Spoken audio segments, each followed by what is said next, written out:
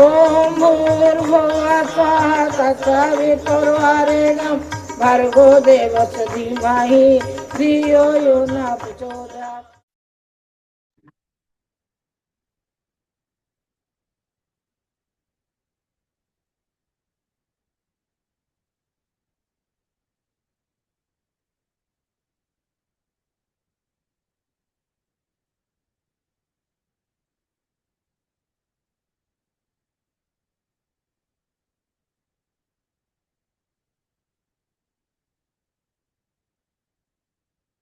थोड़ा सा पीछे।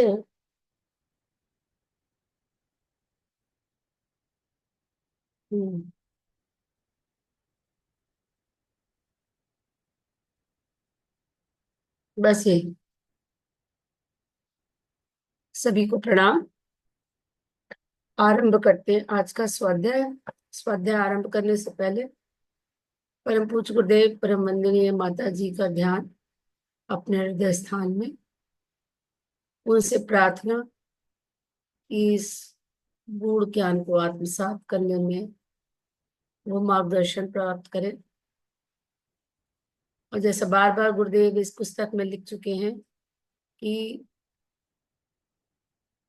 इस कुंडलिनी जागरण की प्रक्रिया को बिना किसी गुरु के मार्गदर्शन के ना करें। तो यद्यपि हम लोग सब परम पूज्य गुरुदेव के शिष्य हैं, पर जब तक हमको ये स्पष्ट मार्गदर्शन ना मिले कि ऐसा करना है, तब तक इसको कृपया ट्राई ना करें। इसी भाव के साथ एक बार गायत्री मंत्र। ओम भूर्भुवः स्वाहा तत्सवितुर्वरेण्यं भर्गो देवस्य धीमहि धियो यो नः प्रचोदयात्। ओम गुरुर्ब्रह्मा गुरुर्विष्णु गुरुरेव महेश्वर गुरुरेव परब्रह्म तस्मै श्री गुरुवे नमः। तस्मै श्री गुरुवे नमः। परम पूज्य गुरुदेव परम वंदनीय माता जी की सूक्ष्म उपस्थिति में, उनके दिव्य संरक्षण में आइए आज के स्वाध्याय को प्रारंभ करते हैं। कल हम लोग ने पढ़ा था कि ब्रह्म संध्या कर चुकने के पश्चात मस्तिष्क के मध्य भाग त्रिकुटी में, त्रिकुटी वो स्थान है जो एक रेखा एक कान से दूसरे कान तक खींचते हैं और दूसरी रेखा दोनों भौं के मध्य यानी कि आज्ञा चक्र से आप पीछे की ओर खींचते हैं। और ये एक ट्रांसवर्स दोनों कानों के बीच में एक रेखा खींची और यहाँ भू मध्य से एक रेखा पीछे की ओर खींची। जहां जिस पॉइंट पे वो मिलन होगा उसको त्रिकुटी कहते हैं। तो उस त्रिकुटी के स्थान पर वेद माता गायत्री का ज्योति स्वरूप ध्यान करना चाहिए। ज्योति के रूप में मन को उसके मध्य से ज्योतिर्लिंग के मध्य में इस प्रकार अवस्थित करना चाहिए जैसे लोहार अपने लोहे को गर्म करने के लिए भट्टी में डाल देता है और जब वह लाल हो जाता है तो उसे बाहर निकालकर ठोकता पीटता है और अभीष्ट वस्तु बना लेता है। उसको मन की जो अवांछनीय हमारी प्रवृत्तियां हैं उनको भस्म करने हेतु मन को उस त्रिपुटी पे जो हम भगवती का ध्यान कर रहे हैं ज्योति के रूप में, उस अग्नि में उस मन को जलाना है। और जब वो लाल हो जाए, पक जाए, तो उस त्रिकुट स्थिति से गायत्री ज्योति में मन को अवस्थित रखने से मन स्वयं भी तेज स्वरूप हो जाता है। कहते हैं ना, उपासना में हम जिसके पास बैठेंगे उसके गुणों को धारण करेंगे। जो मन को हमने स्वयं भगवती की अग्नि में डाल दिया, माँ जगदम्बा की ज्योति में डाल दिया, तो मन भी उस के प्रभाव में आए बिना नहीं रहेगा। तो वो मन जो है स्वयं प्रकाशवान हो जाएगा। उसकी जो गड़बड़ियां है वो अपने आप ही गल जाएंगी। और त्रिकुटी तब उसे उसके बाद थोड़ी देर वहां ध्यान करेंगे त्रिकुटी के स्थान पे ज्योति का, और ज्योति में मन को डाल देंगे। उसके बाद उसे आज्ञा चक्र के स्थान पर लेना चाहिए। ब्रह्मनाड़ी मेरुदंड से, मेरुदंड मतलब स्पाइनल कॉर्ड में मेरुदंड से आगे बढ़कर त्रिकुटी से यहां तक आई, वो त्रिकुटी समवेयर इन द सेंटर है, हमारे हेड के सेंटर में आकर के वो त्रिकुटी से होती हुई सहस्त्रार को जाती है, त्रिकुटी से सहस्त्रार की ओर आ रही है। इस ब्रह्मणारी की पोली नली में दीप्तमान मन में प्रवेश करके आज्ञा चक्र में लाया जाता है, जहां स्थिरता करने पर वे सब अनुभव होते हैं जो चक्र के लक्षणों में वर्णित है। मन को चक्र के दलों का, अक्षरों का, तत्व का, बीज का, देव शक्ति का, यंत्र का, वाहन का, गुण रंग का अनुभव होता है। तो उसको थ्योरेटिकली याद करने की आवश्यकता नहीं पड़ेगी, वो सब अनुभव में आने लग जाएगा। आरंभ में अनुभव बहुत अधूरे होते हैं, धीरे धीरे वे अधिक स्पष्ट हो जाते हैं। किन्हीं किन्हीं व्यक्तियों के चक्रों में कुछ लक्षण भेद भी होता है, उसे अपने अंदर के चक्र की आकृति का अनुभव होता है, वो अनुभव होगा। स्वस्थ चित्त से सावधान होकर 1 मास तक एक चक्र की साधना करने से वह प्रस्फुटित हो जाता है। ध्यान में उसके लक्षण अधिक स्पष्ट होने लगते हैं और चक्र के स्थान पर उससे संबंधित मातृकाओं, ज्ञानेंद्रियों और कर्मेंद्रियों में अचानक कंपन, रोमांच, प्रस्फुरण, उत्तेजना, दांत, खाज, खुजली जैसे अनुभव होते हैं। ये इस बात के चिन्ह हैं कि चक्रों का जागरण हो रहा है।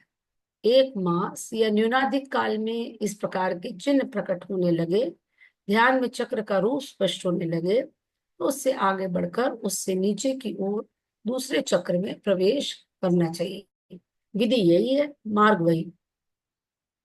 गायत्री ज्योति में मन को तपाकर ब्रह्मनाड़ी में प्रवेश करना और उसमें होकर पहले चक्र में जाना, फिर उसे पार करके दूसरे में जाना। इस प्रकार एक चक्र में लगभग 1 मास लगता है। जब साधना पक जाती है तो एक चक्र से दूसरे चक्र में जाने का मार्ग खुल जाता है। जब तक साधना कच्ची रहती है तब तक द्वार रुका रहता है।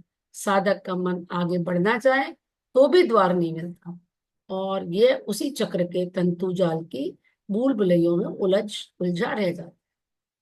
जब साधना देर तक नहीं पकती जब साधना देर तक नहीं पकती और साधक को आगे का मार्ग नहीं मिलता तो उसे अनुभवी गुरु की सहायता की आवश्यकता होती है। वे जैसा उपाय बताएं वैसा उसे करना होता है। उसी प्रकार धीरे धीरे क्रमशः 6 चक्रों को पार करता हुआ साधक मूलाधार में स्थित कुंडलिनी तक पहुंचता है और वहां उस ज्वालामुखी कराल काल स्वरूप महाशक्ति सर्पणी के विकराल रूप का दर्शन करता है। जैसा कल डॉक्टर साहब बता रहे थे कि जिनको साक्षात गुरुदेव ने गाइड किया तो उनको भी कुंडलिनी के जागरण में भय महसूस हुआ। इसी तरह से एक एक थोड़ा सा अ, भयानक सा चित्रण ही गुरुदेव कर रहे हैं। इसी प्रकार धीरे धीरे क्रमशः 6 चक्रों को पार करता हुआ साधक मूलाधार में स्थित कुंडलिनी तक पहुंचता है। वहां उसे ज्वालामुखी कराल काल स्वरूप महाशक्ति सर्पणी के विकराल रूप के दर्शन करता है। महाकाली का प्रचंड स्वरूप यही दिखाई पड़ता है। कई साधक इस सोते सिंह को जगाने का साहस करते हुए कांप जाते हैं। तो इतनी कोई सरल प्रक्रिया नहीं है, तो हमें सौम्य साधना ही करनी चाहिए। एक आज मैं प्रेमानंद जी महाराज का एकांतिक वार्तालाप सुन रही थी, तो उसमें एक साधक ने अपने अनुभूति बताई। तो अनुभूति मतलब, मेरी आवाज नहीं आ रही क्या? आ तो रही है। भूमि जी आप अपनी नेट चेक करिए, आपके नेट में प्रॉब्लम होगी, मेरी आवाज आ रही है। तो उन्होंने कहा, जब वो उन्होंने डिस्क्राइब किया तो वो साधक के अनुभव में कोई क्लैरिटी नहीं थी, तो वो समझ गए कि ये थोड़े काल्पनिक टाइप के वो लग रहा था उनकी अनुभूतियां। तो उन्होंने कहा कि आप गुरु का वर्ण करिए। जब तक आप गुरु का वर्ण नहीं करेंगे तब तक ब्रह्म की प्राप्ति नहीं हो सकती। फिर गुरु बताएंगे कि वो ज्ञान मार्ग पे चलना है कि भक्ति मार्ग पे चलना है ना। तो ये सब पढ़ने के लिए ठीक है कि हम ऐसा करें। वैसे गुरुदेव ने जो बताया है वो केवल इतना है कि आज्ञा चक्र पे स्वर्णिम सूर्य देवता का ध्यान करते हुए गायत्री मंत्र का जप, या आप उगते हुए सूर्य के मध्य में गायत्री की प्रतिमा का ध्यान करें। तार वार तो नहीं दबा दी बड्डी ने जो आई।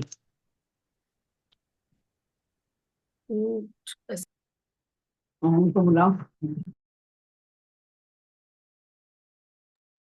सॉरी माता, आप अपने आप को अनम्यूट कर लीजिए, उनको करते हुए मैंने आपको म्यूट कर दिया। हाँ ठीक है। तो इसमें सिंपल है। दूसरे गुरुदेव कहते हैं, अन्य कई जगह गुरुदेव ने लिखा है कि हम साकार साधना कर रहे हैं तो माता भगवती के चित्र में अपना ध्यान लगाएं। बाकी हम अन्य पुस्तकों में पढ़ चुके हैं कि माँ गायत्री, गुरुदेव और माता जी में कोई अंतर नहीं है। तो हम चाहे गुरु का ध्यान करें, चाहे माता जी का ध्यान करें, चाहे गायत्री माता का ध्यान करें, तीनों एक ही। तो उसमें हम चरणों का ध्यान कर सकते हैं, उनके हार के ऊपर स्थित हो सकते हैं, उनके कमरबंद का ध्यान कर सकते हैं, नहीं तो माता जी की गोद में बैठ करके हम जप कर सकते हैं, जैसा आपका धारणा बने। ठीक है। तो कुंडलिनी को जगाने में, मतलब मैं ये बता रही हूँ कि सभी संत जो कहते हैं आपको आगे प्रगति करनी है तो आपको गुरु का वर्ण करना पड़ेगा। गुरु के वर्ण के बिना आध्यात्मिक रास्ते पे चलना संभव नहीं आगे की यात्रा के लिए। तो गुरु ही आपको गाइड करेंगे ना। आज की तारीख में भी ऐसे बहुत सारे हमारे गायत्री परिवार के साधक हैं जो पुष्यरण कर रहे हैं या उन्होंने कर चुके हैं। तो वो किसकी प्रेरणा? गुरुदेव की प्रेरणा से। सबके लिए संभव नहीं है, सबको डायरेक्शन नहीं। कुछ ऐसे भी साधक हैं जिनको गुरुदेव ने सूक्ष्म से निर्देश देकर के हिमालय भी भेजा है। ऐसे भी साधक हैं जो हिमालय गए हैं, हिमालय में जाकर के साधना करिए। तो ये जैसा पात्रता होगी वैसा आपको निर्देश मिलता रहेगा। और इस मार्ग में किसी प्रकार की कोई सेल्फ एक्सपेरिमेंटेशन ना करें और बना देना बस। आवाज नहीं आ रही है हमको। अपना लट्टा लट्टा बनाओ जो। इनको आवाज क्यों दीदी नहीं आ क्या रही? आपको अन्य किसी की आवाज आ रही है? भूमि जी, आपको बाकी सबकी आवाज आ रही है क्या? मेरी आवाज सबको आ रही है, केवल आपके अलावा। भूमि जी, लेकिन इनका ऑडियो तो जुड़ा हुआ है। ऐसा होता कि ऑडियो नहीं जुड़ा होता तो बात अलग होती। आपके हम मैसेज करते हैं, क्योंकि हम जो भी बोल रहे हैं वो उनको सुनाई नहीं दे रहा होगा ना, हाँ तो उनको बराबर। हम मैसेज करते हैं। उनका मतलब audio, she is connected to और ऑडियो, ये मेरा मतलब है। अगर ऑडियो कनेक्टेड नहीं होता तो बात अलग।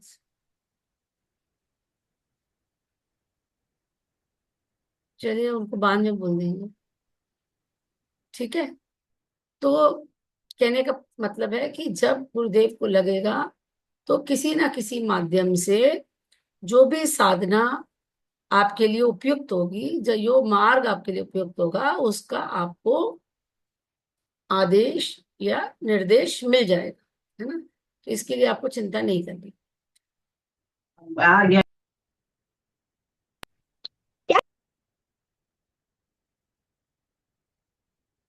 कुंडलिनी को जगाने में उसे पीड़ित करना पड़ता है ना।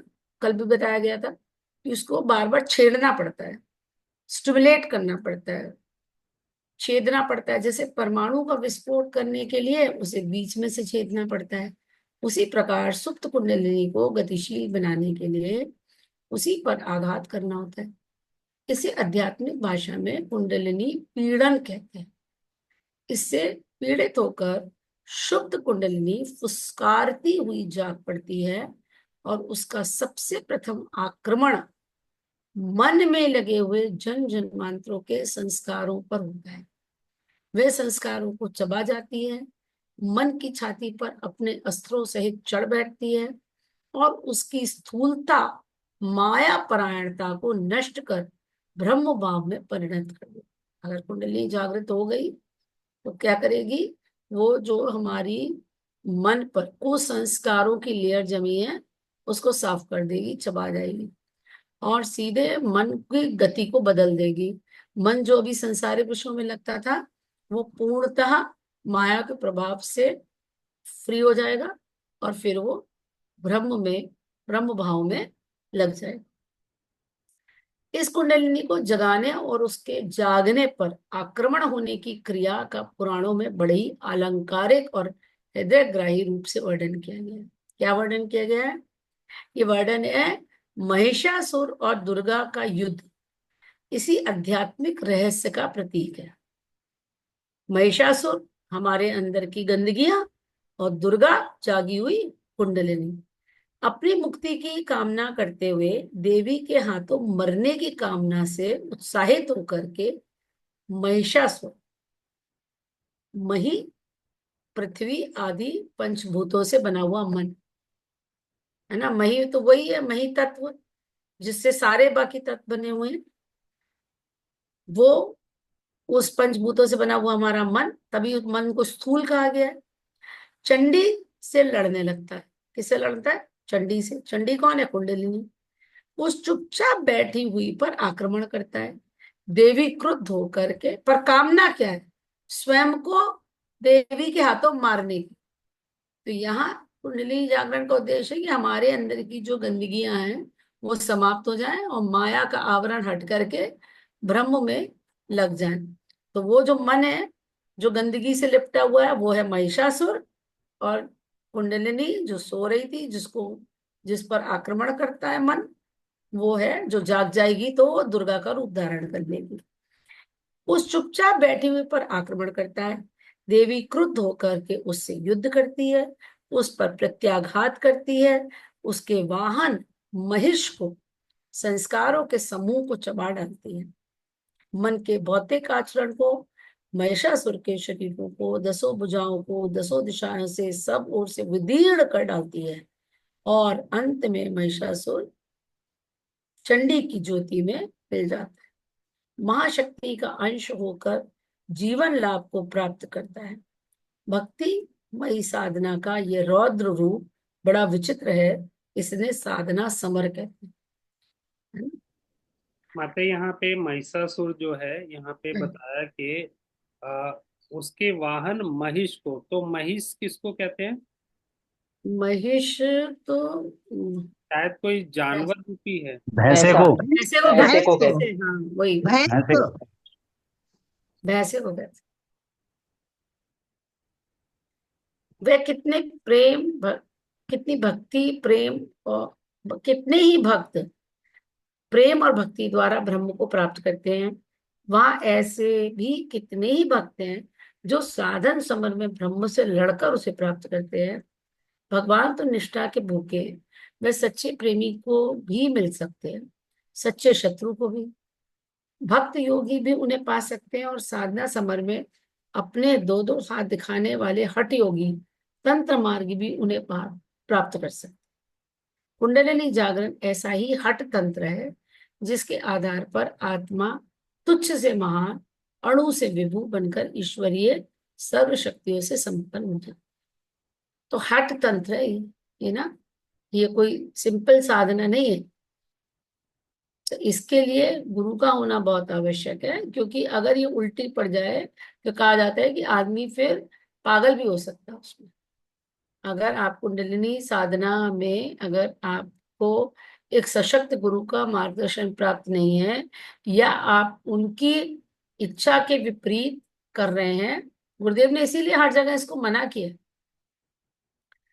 है ना, कहीं भी इसको प्रमोट नहीं किया कुंडलिनी जानने को। तो ज्ञान एक जगह उनको पूरे ग्रंथ को कंप्लीट करना है तो उनको ज्ञान तो देना ही, पर इसको कभी भी उन्होंने अपने पूरे जीवन में कभी भी साधकों के बीच में, शिष्यों के बीच में इस चीज को प्रमोट नहीं किया है, क्योंकि हर कोई उसके उपयुक्त नहीं। और आप ऐसे देखते नहीं है कितने सारे, आप देखिए स्पेशली आप अगर तीर्थ स्थानों पे जाते हैं तो कितने, कई बार आपको विक्षिप्त से, पागल से, हम तो उनकी तरफ, हम लोग को इतनी अंतर्दृष्टि नहीं है। उनमें से कई ऐसे होते हैं जो दो तरह के होते हैं, या तो साधना उनकी उल्टी पड़ गई, इसी तरह का तंत्र या कोई प्रयोग कर रहे थे जो कि सफल नहीं हो पाया तो वो विक्षिप्त हो जाते हैं। कुछ ऐसे भी लोग होते हैं जो दुनिया से अपने को छुपाने के लिए ऐसा नाटक करते हैं कि वो पागल है, या जिससे कि लोग उन्हें डिस्टर्ब ना करें, है ना, कि लोग नॉर्मल जिंदगी नहीं जीना चाहते, वो उसी मार्ग पे लगे होते हैं। तो उनको अपने मार्ग पे जाने देना चाहिए। पर इसलिए बताया मैंने कि ये कोई इतना सिंपल साधना नहीं है जिसको कि आप ऐसे ही कर सके, क्योंकि ये अगर बैकफायर कर जाता है तो फिर आप नॉर्मल नहीं रह पाएंगे, फिर आपका मतलब आप ये आपके लिए नुकसानदेह भी हो सकती है। षट चक्रों की साधना करते समय प्रतिदिन ब्रह्मनाड़ी में प्रवेश करके चक्रों का ध्यान करते हैं।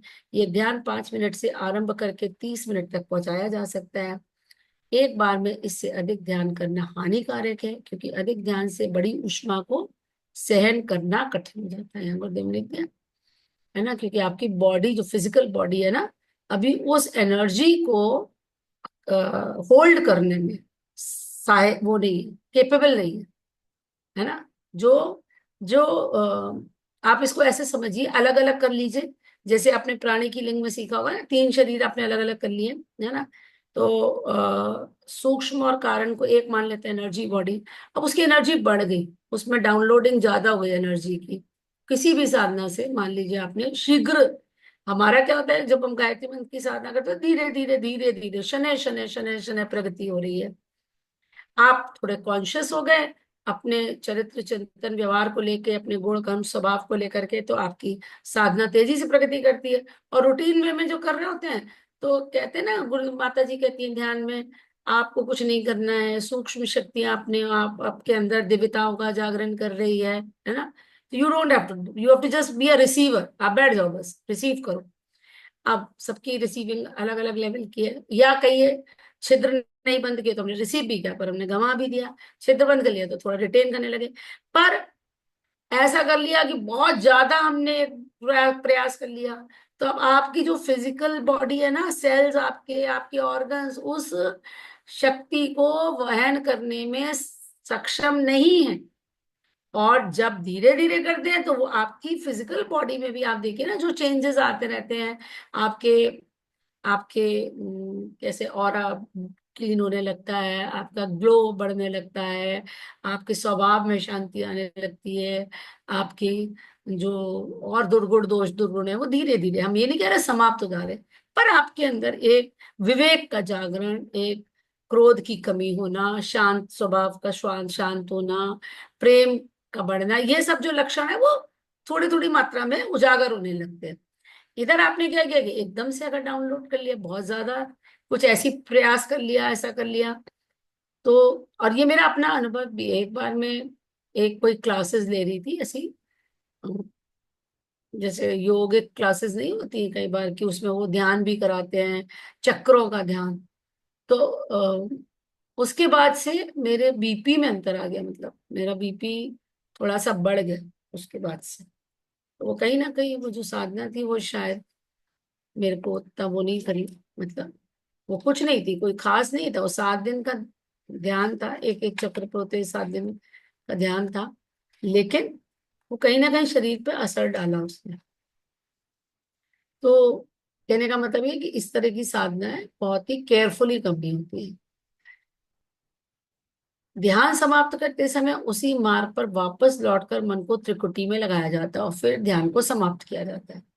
ये कहने की आवश्यकता ही नहीं कि साधना काल में ब्रह्मचर्य से रहना, एक बार भोजन करना, सात्विक खाद्य पदार्थ ग्रहण करना, एकांत सेवन करना, स्वस्थ वातावरण में रहना, दिनचर्या को ठीक रखना अनिवार्य, क्योंकि ये साधनाओं की प्रारंभिक शर्त है। तो ये हम लोग जैसे जो ग्रस्त आम जीवन जी रहे हैं उनके लिए नहीं है, ये वो उनके लिए है जो 24/7 यही कर रहे हैं, है ना। उनको एकांत में रहना है।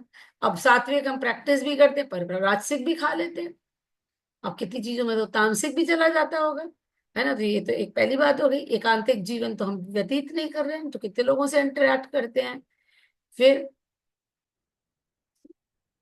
दिनचर्या भी इधर उधर हो सकती है। तो ये साधनाएं कहने का तात्पर्य उनके लिए है जो पूर्णतः इसमें अपना समय दे रहे हैं। षटचक्रों के वेदन और कुंडलिनी के जागरण में ब्रह्मरंध्र में ईश्वरीय दिव्य शक्ति के दर्शन होते हैं और गुप्त सिद्धियां प्राप्त होती है। ठीक है, आगे बढ़ते हैं। अब ये दिव्य प्रसाद औरों को भी बांटिए। पुण्य कर्मों के साथ प्रसाद बांटना एक आवश्यक धर्म कृत्य माना गया है। सत्यनारायण की कथा के अंत में पंचामृत पंजीरी बांटी जाती है। यज्ञ के अंत में उपस्थित व्यक्तियों को हलवा या अन्य मिष्ठान बांटते हैं। गीत मंगल पूजा कीर्तन आदि के पश्चात प्रसाद बांटा जाता है। देवता पीर मुरीद आदि की प्रसन्नता के लिए बताशे रेवड़ी अन्य प्रसाद बांटा जाता है। मंदिरों में जहाँ अधिक भीड़ होती है और अधिक धन खर्चने को नहीं होता, वहां जल में तुलसी पत्र डालकर चरणामृत को ही प्रसाद के रूप में बांटते हैं। तात्पर्य यह है कि शुभ कार्यों के पश्चात कोई ना कोई प्रसाद बांटना आवश्यक होता है। इसका कारण यह है कि शुभ कार्य के साथ जो शुभ वातावरण पैदा होता है उसे खाद्य पदार्थों के साथ संबंधित करके उपस्थित व्यक्तियों को देते हैं, ताकि वे उन शुभ तत्वों को ग्रहण करके आत्मसात कर सकें। तो प्रसाद बांटने का अभी आपसे कोई पूछे क्यों है इम्पोर्टेंस? क्योंकि जो भी हमने शुभ तत्व सात्विक तत्व प्रोड्यूस किए साधना से वातावरण से, वो औरों के पास भी जाएं। तो ये भाव उसके पीछे का ये है। इसका कारण ये है कि शुभ कार्य के साथ जो शुभ वातावरण पैदा होता है उसे खाद्य पदार्थों के साथ संबंधित करके उपस्थित व्यक्तियों को देते हैं, ताकि वे भी उन शुभ तत्वों को ग्रहण करके आत्मसात कर सके। दूसरी बात यह है कि उस प्रसाद के साथ दिव्य तत्वों के प्रति श्रद्धा की धारणा होती है और मधुर पदार्थों को ग्रहण करते समय प्रसन्नता का आविर्भाव होता है। इन तत्वों की अभिवृद्धि से प्रसाद ग्रहण करने वाला अध्यात्म की ओर आकर्षित होता है और ये आकर्षण अंततः उसके लिए सर्वतोमुखी कल्याण को प्राप्त करने वाला सिद्ध होता है। ये परंपरा एक से दूसरे में, दूसरे से तीसरे में चलती रहे और धर्म वृद्धि का ये क्रम बराबर बढ़ता रहे, इस लाभ को ध्यान में रखते हुए अध्यात्म विद्या के आचार्यों ने ये आदेश दिया कि प्रत्येक शुभ कार्य के अंत में प्रसाद बांटना आवश्यक है। शास्त्रों में ऐसे आदेश मिलते हैं जिनमें कहा गया है कि अंत में प्रसाद वितरण न करने से यह कार्य निष्फल हो जाता है। इसका तात्पर्य प्रसाद के महत्व की ओर लोगों को सावधान करने का है। गायत्री साधना भी एक यज्ञ है। ये असाधारण यज्ञ है। अग्नि में सामग्री की आहुति देना स्थूल कर्मकांड है, पर आत्मा में परमात्मा की स्थापना सूक्ष्म यज्ञ है, जिसकी महत्ता स्थूल अग्निहोत्र की अपेक्षा अनेक गुनी अधिक होती है। इतने महान धर्म कृत्य के साथ साथ प्रसाद का वितरण भी ऐसा होना चाहिए जो उसकी महत्ता के अनुरूप। रेवड़ी बतासे लड्डू या हलवा पूड़ी बांट देने से मात्र ये कार्य पूरा नहीं हो सकता। गायत्री का प्रसाद तो ऐसा होना चाहिए जिसे ग्रहण करने वाले को स्वर्गीय स्वाद मिले, जिसे खाकर उसकी आत्मा तृप्त हो जाए। गायत्री ब्राह्मी शक्ति है, उसका प्रसाद भी ब्राह्मी प्रसाद होना चाहिए, तभी वे उपयुक्त गौरव का कार्य होगा। इस प्रकार का प्रसाद हो सकता है ब्रह्मदान, ब्राह्मी स्थिति की ओर चलाने का आकर्षण प्रोत्साहन। जिस व्यक्ति को ब्रह्म प्रसाद लेना है उसे आत्म कल्याण की दिशा में आकर्षित करना और उस ओर चलने के लिए उसे प्रोत्साहित करना ही प्रसाद है। तो अगर आप गायत्री साधक हैं तो ये प्रसाद औरों को बांटना है। क्या करना है? औरों की रुचि बढ़ानी है ना, ईश्वर के प्रति उनके अंदर का जो आस्तिक जो बीज छुपा हुआ है उसको प्रस्फुटित करना, उसको खाद पानी देना है। उनके अंदर आस्तिकता बढ़े, उनके अंदर सात्विकता बढ़े, उनके अंदर आस्था बढ़े, श्रद्धा बढ़े, विश्वास बढ़े। आपको इस तरह से उनकी रुचि एक चीज का ध्यान रखना चाहिए हमेशा कि उनकी रुचि किसमें है ना। अब आप उनको बताते जा रहे जो जैसे ज्ञान में इंटरेस्टेड हो तो उसके लिए क्या होगा, आप उनको पुस्तकें दीजिए। जो ज्ञान पढ़ने वाला व्यक्ति है ना उसको ज्ञान में रुचि होती है, तो ऐसा कोई व्यक्ति आपको मिल रहा है, आप उससे कहो तुम मेरे यहाँ कीर्तन में आ जाना, वो कभी नहीं आकर्षित होएगा। भाई तो दिन भर क्या ढोल पीट रहे हैं, उसको मजा नहीं आएगा, है ना। तो आप उसके हिसाब से दूसरा जो भक्ति मार्ग का है, हाँ उसको आप जप में बुलाएंगे, कीर्तन में बुलाएंगे, उसको आनंद आएगा। उससे ऊपर की स्थिति का है जो ध्यान करता है, तो उसको आप मेडिटेशन दीजिए गुरुदेव के कि देखिए तरह तरह के गाइडेड मेडिटेशंस हैं, आप इनसे जुड़िए। या वो पुस्तक दीजिए उपासना के 2 चरण जप और ध्यान। तो आपको जब भी आप किसी को अपनी गायत्री मंत्र या यज्ञ या मिशन के बारे में बताते हैं, तो पहले उसकी रुचि अनुसार, बाद में तो फिर वो अपनी आगे बढ़ता जाएगा, तो हर चीज में उसको रुचि आएगी पढ़ने में। फिर तो सभी चीज जरूरी है ना। साधना, संयम, स्वाध्याय, सेवा, चार चीजें बताई हैं गुरुदेव ने, तो वो सभी है। लेकिन आप जब किसी को इंट्रोड्यूस कर रहे हैं तो बी जेंटल। कभी कभी क्या होता है कि हम एक्साइटमेंट में एक साथ चाहते हैं इसे क्या ना बता दें, इसे क्या ना कर दें, तो कभी कभी वो जो थोड़ा सा वो हो जाता है बेचारा। तो ये थोड़ा सा ध्यान करने का है। ये प्रकट है कि भौतिक और आत्मिक आनंद के समस्त स्रोत मानवीय प्राणी के अंतःकरण में छिपे हुए हैं। ये तो सब कुछ पता ही है आपको कि जो कुछ है हमारे अंदर ही है। संपत्तियां संसार में बाहर नहीं है, बाहर तो पत्थर, धातुओं के टुकड़े और निर्जीव पदार्थ पड़े हैं। संपत्तियों के समस्त कोश आत्मा में सन्निहित है, जिनके दर्शन मात्र से मनुष्य को तृप्ति मिल जाती है और उनके उपयोग करने पर आनंद का पारावार नहीं रहता। उन आनंद भंडारों को खोलने की कुंजी आध्यात्मिक साधनाओं में है, और उन समस्त साधनाओं में गायत्री साधना सर्वश्रेष्ठ है। इसको स्वयं गुरुदेव लिख रहे हैं, तो इसमें कहीं कंफ्यूज होने की जरूरत नहीं है। क्योंकि आपको ऐसे बहुत लोग मिलते हैं, मतलब देखिए, जो राधा नाम कर रहे हैं, वो आपको कहेंगे कि ये कर लीजिए भाई, वो भी कर लीजिए, आपको मन रमता है तो कर लीजिए, है ना। पर जो गुरुदेव कह रहे हैं कि समस्त साधनाओं में गायत्री साधना सर्वश्रेष्ठ है ना। ब्रह्म कुमारी वाले मिलेंगे तो वो अपना बताएंगे। तो अब आपकी निष्ठा के ऊपर है। अब जिसकी निष्ठा एक बार जुड़ गई, तो अब कम से कम ये आप कह सकते हैं उनसे कि देखिए, इस जीवन में तो मेरा रास्ता क्लियर है, इस जीवन के लिए तो मुझे मालूम है कि वे मेरे गुरुदेव हैं, और मैं अपने गुरु के बताए निर्देश पे ही चलूंगा। अगर उनका आदेश हुआ तो फिर चाहे पंथ बदलना पड़ेगा, तो वो तो आगे गुरुदेव डायरेक्ट करेंगे ना। लेकिन अभी हम लोग को पता है कि हमारे लिए गायत्री साधना सर्वश्रेष्ठ है। ये श्रेष्ठता अतुलनीय है, असाधारण है। उनकी सिद्धियां, चमत्कारों का कोई पारावार नहीं। ऐसी श्रेष्ठ साधना के मार्ग पर यदि किसी को आकर्षित किया जाए, प्रोत्साहित किया जाए और जुटा दिया जाए, तो इससे बढ़कर उस व्यक्ति का कोई उपकार नहीं हो सकता। जैसे जैसे उसके अंदर सात्विक तत्वों की वृद्धि होगी, वैसे वैसे उसके विचार और कार्य पुण्य में होते जाएंगे, और उसका प्रभाव दूसरों पर पड़ने से वे भी सन्मार्ग का अवलंबन प्राप्त करें। तो ये देखिए, ये ऐसा नहीं बोल रही हूँ मैं, केवल पढ़ा हुआ नहीं बोल रही हूँ। आपको जितनी माताओं को, जो हमारी गर्भवतियां आती हैं और जो मंत्र जप करने लगती हैं, उनके एक्सपीरियंसेस बहुत सारे हमारे यूट्यूब पे पढ़े हैं। और कल ही एक मेरी पेशेंट आई थी, आ, वो मतलब उसकी सास अ, मुझे जानती थी, वो लेकर के आई, फिर उसके थोड़ा कॉम्प्लिकेशन हो गया। अब वो क्लास करती है लड़की, 1-1.5 महीने से उसने क्लास ज्वाइन करी है। अब आप उसका कल एक्साइटमेंट देखते, मैंने उससे कहा है कि तुम स्क्रिप्ट लिख के अपना वीडियो तैयार करना। इतनी एक्साइटेड थी कि मेरे को तो मैडम ये पता ही नहीं था, अभी पहली बार मुझे ये मिला है। मेरे क्लासेस से मैं जब भी करती हूँ, नादयोग भी करती हूँ, गीत भी सुनती हूँ, मतलब उसकी खुशी का पारावार नहीं था। मुझे कोई नेगेटिविटी नहीं आती मेरे पास, मैं खुश रहती हूँ, मेरे को बहुत पॉजिटिव फील हो रहा है, और मैं पूरे परिवार को बताऊंगी और मैं सबको बताऊंगी। तो आप सोचिए कि मैंने कहा, तुम देखो, बच्चे को तो ट्रांसफर हो ही रहा है, लेकिन 9 महीने करते करते तुम्हारे अंदर परिवर्तन जरूर हो जाएगा। बोलिए, अभी हो गया मेरे अंदर 1-1.5 महीने में। मेरे को अब क्रोध में कमी हो गई, अब मेरे को चिड़चिड़ी नहीं होती है, ये बेकार चीज है, मुझे ऐसे नहीं करना है, खुद समझ में आ रहा है उसको।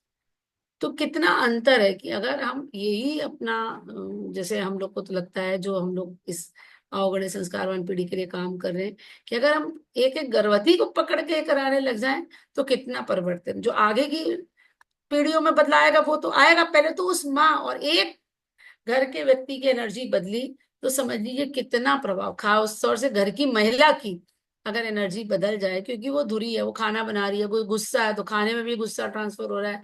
अब वो गुस्सा है तो पति का मूड भी खराब है, बाकी घर वालों का मूड भी खराब है।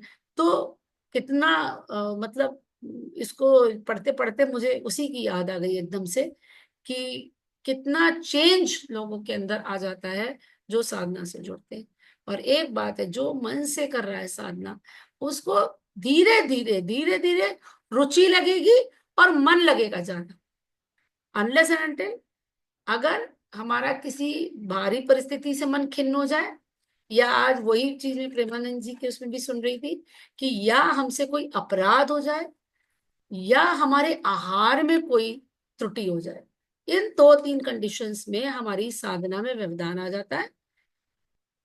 नहीं तो ऐसा होता है कि और से और आगे बढ़ते जाते हैं। जैसे देखिए, जो अगर मन लगेगा तो जिनको आपने 24 बार गायत्री मंत्र के लिए कहा, वो धीरे धीरे एक माला करने लगेंगे। एक माला करने वाले धीरे धीरे 3 माला पे आ जाएंगे। 3 से जो 5 माला करते हैं, वो धीरे धीरे 1 घंटे के जप पे आ जाएंगे।